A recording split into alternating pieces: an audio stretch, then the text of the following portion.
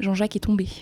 Salut tout le monde, c'est Anaïs de Chanteur Oublié et aujourd'hui on se retrouve pour ma première vidéo YouTube. Alors il y a déjà le compte Insta, le podcast, mais je trouvais que faire des vidéos ça pouvait me permettre de parler plus en longueur de certaines choses, sachant que les vidéos seront aussi possibles en audio sur toutes les plateformes d'écoute. Mais en fait il y avait quand même pas mal d'histoires, d'anecdotes où je voulais un peu plus rentrer dans le détail et je trouvais qu'un format vidéo plus long, moins reel Insta tourné à la one again dans la rue, je trouvais que c'était peut-être un peu mieux et un peu plus pertinent. J'espère que le son est bon, j'espère que le cadre est bon.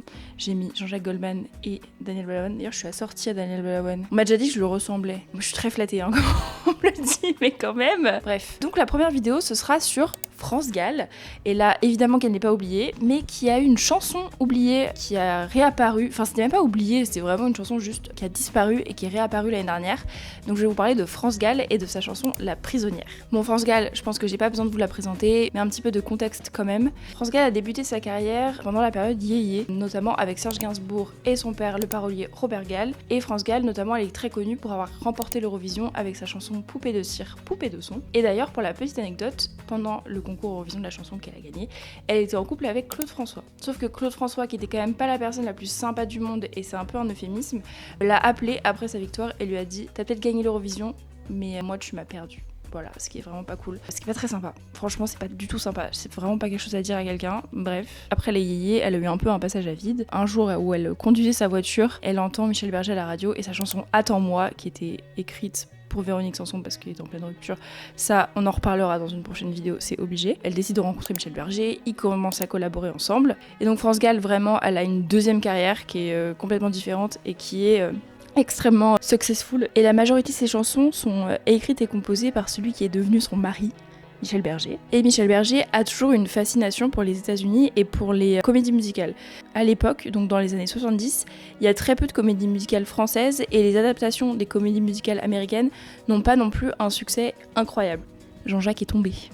On va laisser Jean-Jacques comme ça, voilà. Mais il a vraiment envie de faire une comédie musicale, c'est vraiment quelque chose qui le fascine. Et à cette époque-là, aux États-Unis, il y a une affaire qui fascine Michel Berger, c'est l'affaire de Patty Hearst.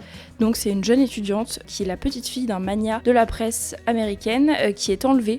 Et ensuite, elle va rallier la cause de ses ravisseurs et commettre des attentats. Donc c'est un fait divers qui va fasciner Michel Berger et il veut vraiment en faire quelque chose.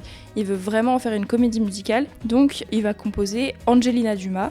Avec France Gall, ils vont enregistrer quelques chansons, mais pour lui, c'est pas assez. Il y a un truc qui fonctionne pas, donc il va abandonner le projet Angelina Dumas. Mais le souhait de Michel Berger de faire des comédies musicales, lui, il reste très très ancré. Sous le conseil de France Gall, il va appeler Luc Plamondon et ils vont faire Starmania. Mais Angelina Dumas, c'est son premier projet, et s'il n'y avait pas eu Angelina Dumas, probablement que Starmania n'aurait peut-être jamais existé.